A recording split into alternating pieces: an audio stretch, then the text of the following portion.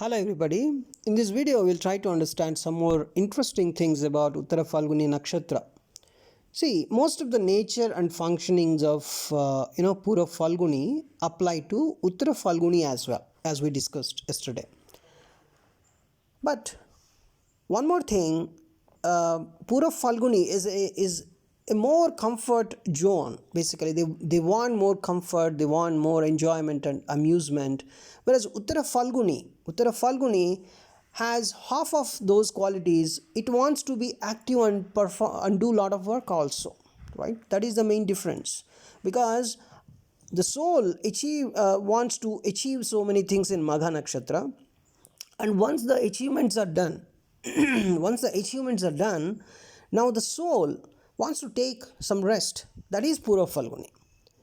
And once the rest is over, the soul gets recharged. Now it wants to perform something, it wants to do some activities, So in half of Uttara Falguni also, the soul, maybe in 1-2 padas mainly you can say, it wants to take more rest, it wants more refreshment and enjoyment, and after that in 3-4 areas you can see it becomes more and more active. It wants to do work. How you wants to do some work, how you want to do some work after waking up, right? So other than that, so most of Uttara Falguni is similar to Pura Falguni. Other than that, the best way to understand Uttara Falguni's nature and functioning is to understand the qualities normally associated with the king among the planets, Sun, right? So the names assigned to Sun in Vedic texts, what are the names? If you observe, the illuminator, that is the chief among the planets, that's another name given to it, and the ever radiant and the shining one, the soul's significator, right? The cruel and sharp one, and also the intense one, and bestower of prosperity, wealth, and ultimate knowledge. So these are all the names given to Sun. So you can associate these qualities to Uttara Falguni. So this give a clue to its basic energy and attributes. All these hold true for Uttara Falguni. Now, Sun, as we know, is basically light, and it is a sattvic planet, right? It is a sattvic planet. See, sattva, as we know, is a quality of nature whose main objective is to further us, right? To further us along the, you can say, some kind of evolutionary path, right? That is sattva, right? And also this furthering us in an evolutionary path through balancing the other two qualities, as rajas and tamas. See, it's very impossible to see a person with only sattva guna, with only rajo guna, or with only tamo guna, right? So one would be the higher, and the person is balancing the other two. So the main goal of life is to go in the path of sattva, balancing rajo and tamo guna. So balancing rajo and tamo gunas, and it is the mode of goodness which has the basic tendency to be helpful to everyone. And Sun shines in the same way on the king and is never shy of giving. He shines on the same way on the king or on a normal person or anybody. That's what I mean actually. And is never shy of giving. Sun is always giving in nature, if you observe. So he's like a king, and even if he is giving a lot of sunlight, he still has a lot of sunlight, right? So that sunlight is our energy. That's how the living is possible on earth. The human life is possible on earth just because of the sunlight. And the sun is giving light for past, we don't know how some crores and crores of years, but still it is giving. It is giving in nature basically. So you can see in the same light, Uttaraphalguni has a tendency to be free with its sharing, charity, benevolence, and philanthropy. So Uttaraphalguni is a more positive nakshatra compared to Purvaphalguni if you observe. Right? So one more important thing I want to tell you. Sun is the only planet which generates its own light. So most of the qualities of Uttaraphalguni, we associate with Sun because Sun is the planetary ruler of Uttaraphalguni. Uttaraphalguni, some of the percentage, it is just like Purvaphalguni, and the other qualities our Vedic seeds attributed to Uttaraphalguni are completely of Sun, you can say. And Sun is the only planet which generates its own light. So this makes it the most independent among the planets. And of course, modern science says Sun is a star. But of course, in Vedic astrology, why it is classified as planet? Anything which influences the human life on Earth, or the life on Earth, was treated as a planet in ancient Vedic astrology. So Sun is the main planet which is impacting the human life on Earth. In the morning, you wake up just because you can see the sunlight and you feel like waking up. And in the afternoon, you feel very hungry just because the sun is very, very intense by afternoon. And even though you work or not, it doesn't matter. Even though you don't work, you feel hungry in the afternoon just because of the sunlight. Right? And everything. By evening, you feel some people feel a kind of depressed or feeling low because sun is going that time. Sun is leaving, so that's it. So sun is impacting human life on Earth. So not only human life, every other life, right? So that's why our ancient Vedic seeds classified sun as a planet. And you can see this independence that is generating its own light. So this particular independence forms a part of its nature and can be witnessed in Uttaraphalguni. This kind of independence, a very highly independent quality you can see in Uttaraphalguni. See, this independence relates to establishing one's own individuality rather than being part of the flock. They are completely special. They want to be special. They want to be one, right? And a lot of us tend to imitate others instead of developing our own creativity, thoughts, and opinions. But Uttaraphalguni is not like that. See, the word self-reliant,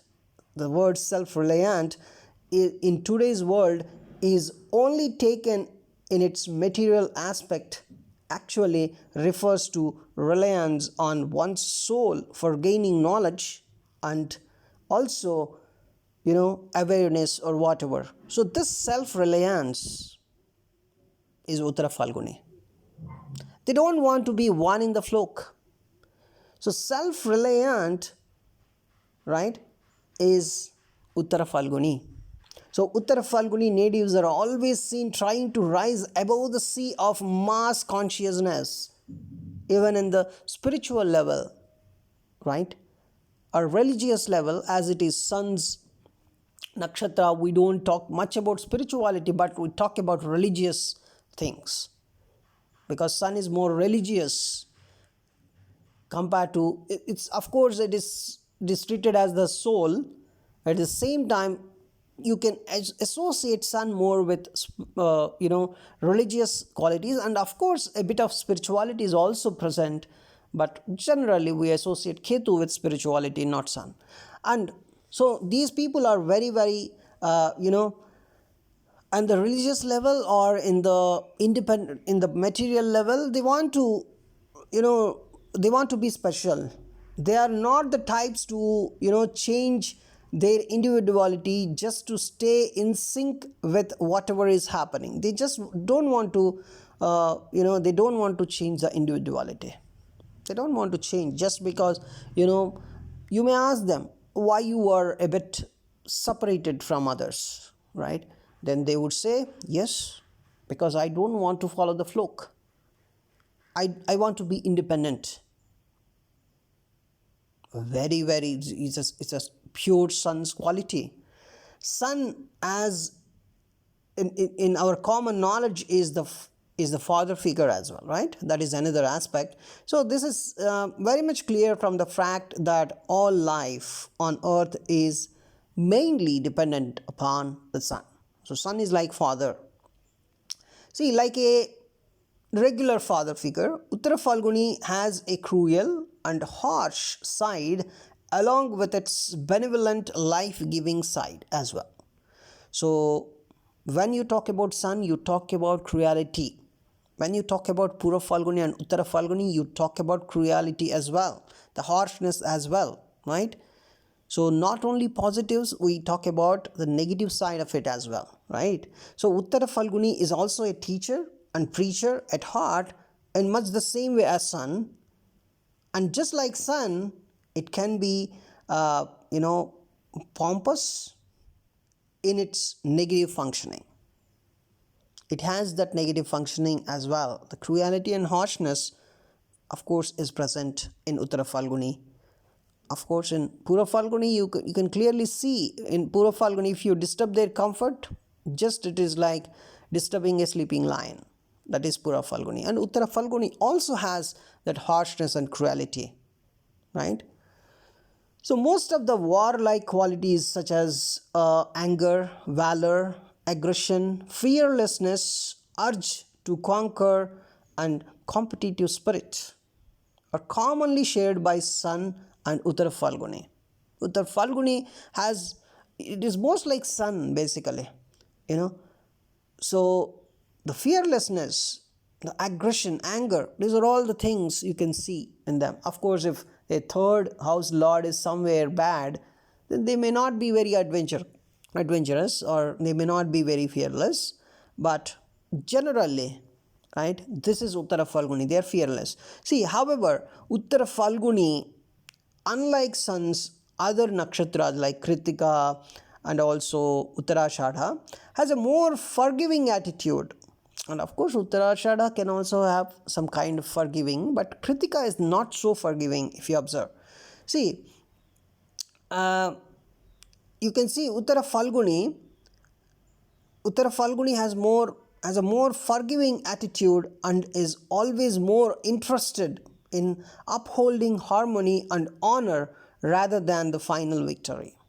Instead of giving a lot of importance to final victory, they give preference to harmony. They give preference to honor and all the stuff. So it's up to your approach, how you approach them and convince them in the case of some kind of conflict and all. But if you try to convince, yes, they finally would convinced. They would be convinced for sure. But whereas Kritika Nakshatra, it's very, very, they do not have, the forgiving attitude. You're getting it? So they give a lot of importance to final victory rather than, just gaining some harmony and all the stuff. So it's better you do not fight with a Kritika person, because once you fight, they would not forgive you, right? But Uttaraphalguni is not like that. Of course, even if there are some conflicts, finally they would give importance to harmony. They would give importance to the friendship and all the stuff. So that is Uttaraphalguni. And also the protective and nourishing aspect of the sun manifests through Uttaraphalguni. It is gentle but firm. It is gentle but firm. That is Uttaraphalguni. So you can feel Uttaraphalguni now. What is the energy of Uttaraphalguni? See, Uttaraphalguni having its main portion in the sign of Virgo, because Leo has Magha 4 padas and Purafalguni 4 padas, and only Uttaraphalguni 1 pada Leo has, right? And other 3 padas of Uttaraphalguni are in Virgo. So most of the portion of Uttaraphalguni is in Virgo, is the meeting point of the energies of the Sun and Mercury. And that is why, see, it allows for the expression of their blending. Mercury is the divine messenger. The planet Mercury is the divine messenger, is the closest planet to the Sun. And the prince, we call Mercury as the prince, is always the closest and dearest to the king. That's why, in fact, Mercury is the only planet which is not afflicted by Sun's tremendous intensity, just like the prince is never get any problems by the presence of the king, right? So together they share the attributes of discrimination, intelligence, general awareness, and the judgmental faculty. The Sun and Mercury combo is very good. Generally it is good, of course, but and of course it forms Buddhaditya Yoga if it is present in Virgo or in Leo, right? And to an extent in Gemini as well, especially if this Sun Mercury combo is present in 1, 4, 7, 10 or 5, 9 houses. Other houses, it generally forms for anybody, because Sun and Mercury are the closest planets. You see 100 horoscopes, in 80 horoscopes you can see Sun and Mercury conjunction, because Mercury is very much closely attached with Sun, right? So but this Buddhaditya Yoga forms very nicely when it is in 1, 4, 7, 10, 5, 9 houses in Leo or Mercury, in Leo or Virgo, right? Because Leo is the Mula Trikona house of Sun and Mercury is the Mula Trikona house of Virgo. If you talk more particularly, then it forms only in Virgo. It forms mainly in Virgo, and second preference is given to Leo. That's it. And if you want to give some preference, yes, you can give to Gemini as well, because Gemini is the own house of Mercury, but not the Mula Trikona house. But Virgo is the Mula Trikona house of Mercury, not only the own house, right? And now you can clearly see this together, the Sun and Mercury, they share this, this qualities. The qualities are very important. That's when a person has this discrimination, intelligence, general awareness, and the judgmental faculty. These are the 4 qualities that Sun and Mercury combination gives to a person. And in a way, both of these planets are intellectual planets, Sun and Mercury. But Mercury, of course, it has more intelligence. It's very, very logical planet, right? So Mercury carries a much more humorous and lighter energy as compared to the Sun. Intellect is Mercury basically, right? Mercury is very lighter and it's not very intense. It's kind of humorous. It's very it has a lot of intelligence.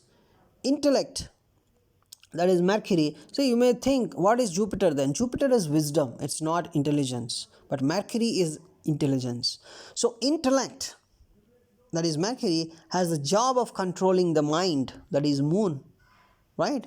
But it takes its cue from the soul, that is the Sun. You got it? So intellect basically comes out of your soul only. So Sun is the main portion, but soul itself does not have a lot of intelligence, but right, soul can help to get intelligence. So here intellect, that is Mercury, can control Moon, because Moon is your mind, but this intellect comes from the soul, the Sun. So Mercury can become you can say a frivolous energy unless it establishes proper relations with the Sun. The relationship between Mercury and Sun, very important, right? When you want to judge a person is highly intelligent or not. So this situation is similar to a messenger without any message or source of news. right? So if sun is very very comfortable, then yes, it can give much intelligence as well. Then Mercury's position is also well, then it is going to create a highly intelligent native. See, sun is the source from which Mercury has to derive its inspiration. Sun is the source for Mercury. Sun, however, if you observe, it lacks the communication ability of Mercury and cannot express itself properly without its help. The soul cannot express itself, it needs that intelligence. So, this is the reason why the ancient Vedic seers extolled the Sun Mercury combination, right? So, this blending of Sun Mercury energies is very present, is very much present, in those natives born under Uttaraphalguni. So, the Sun and Mercury blending, a very nice blending, you can observe in Uttaraphalguni as well. So, Uttaraphalguni, like Sun, is straightforward and unhesitating in its dealings. Like Sun, Uttaraphalguni is ready to serve, but only from a position of superiority. You cannot make a Uttaraphalguni person as a servant and get your work done. It's not possible. You should give them the priority, the superiority. You give them the respect, honor.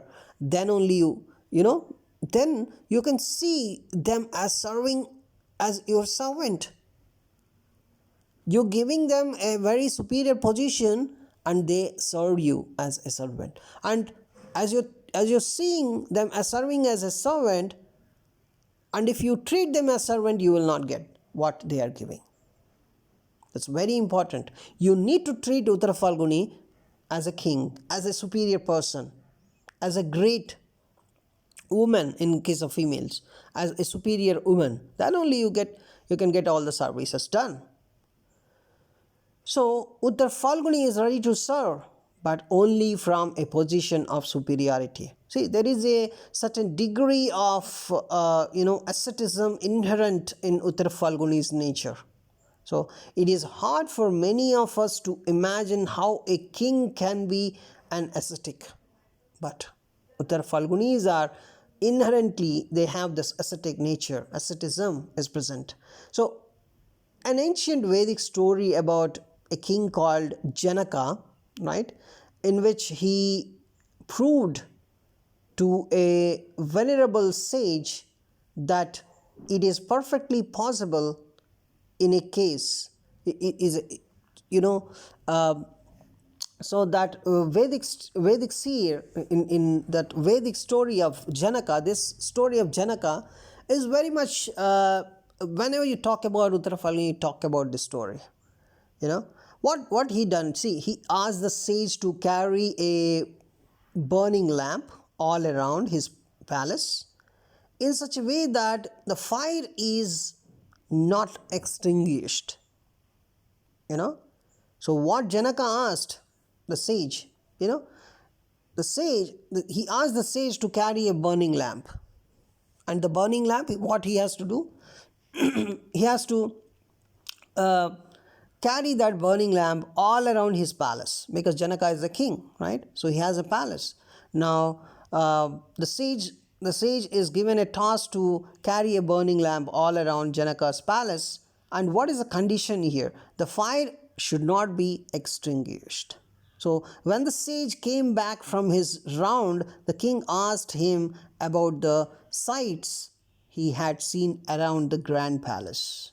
The sage couldn't respond, as all his concentration had been, focused on the lamp burning and all the stuff, right? So Janaka then told him that this is the way he rules his kingdom. So you can see Krishna also put forward the same doctrine of action without attachment in his discourse to Arjuna in the legendary Vedic epic, the Mahabharata. See, both Krishna and Arjuna were kings in their own right, and didn't exactly fit the role of an ascetic. The asceticism of Uttaraphalguni, if you want to understand, that is how their asceticism is. So that is how the King Janaka rules his kingdom. you know so he keeps burning of the lamp, he keeps burning of the soul, and he just you know let the things happen very very nicely. So Uttara Falguni, like sun, assists in easy expression of the soul personality. So the soul personality is very very important. See, this expression manifests in the outer world as self confidence, self assurance, and creativity as well, right? So this particular Uttara Falguni, you talk about Uttara Falguni for years and years. You can talk just by understanding sun, right? So Uttara Falguni is just like sun. It's assassin easy expression of the soul personality. And this particular expression manifests in the outer world. If you see this particular easy expression of the soul, so the soul cannot express itself, it can only express through intelligence. And how it expresses itself? It expresses itself with self confidence, self assurance, and creativity, right? So in a negative sense, if you observe, it can manifest as some kind of selfishness, pride, this kind of qualities. A soul expresses itself through these. Soul cannot express on its own, but through intellect you can see. When you see a person, basically he expresses some qualities. He expresses his creativity or his self. He expresses his self. Basically a person expresses his self, and through these qualities only, the self confidence or self assurance or selfishness, self is the word here, right? So this is about Uttara Falguni Nakshatra. We can talk more about this Uttara Falguni Nakshatra, and please comment what you understood from the story of Janaka and the sage. I will explain you in some other video about this story alone. We can talk about this story for an hour also, right? It's a very interesting story. So thanks for watching this video.